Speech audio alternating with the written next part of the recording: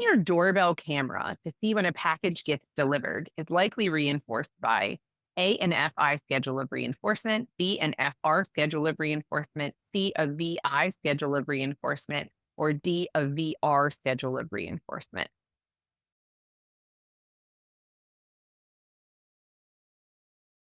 The correct answer is C, a VI schedule of reinforcement. We're talking about checking your doorbell camera. Remember, in a ratio schedule, we control when the reinforcement occurs.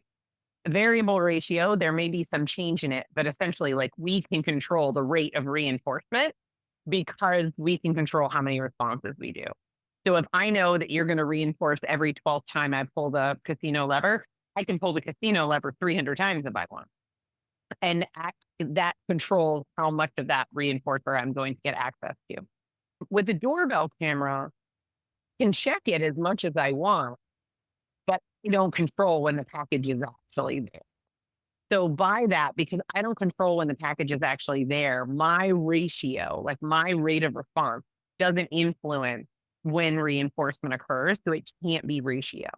So this is for anything that we're checking, but we like can't control when that thing is always going to be ratio, because in a true ratio schedule, the person essentially controls their own rate of reinforcement.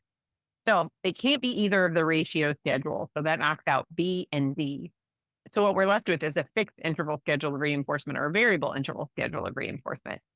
It could be that your package person arrives exactly at the same time every day, and then that would be fixed. But for the vast majority of us, the people who are delivering our packages arrive at random different times of the day.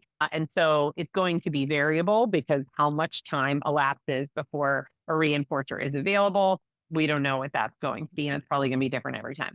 So C is then the correct answer because we're talking about variable intervals. So we can knock B and D out.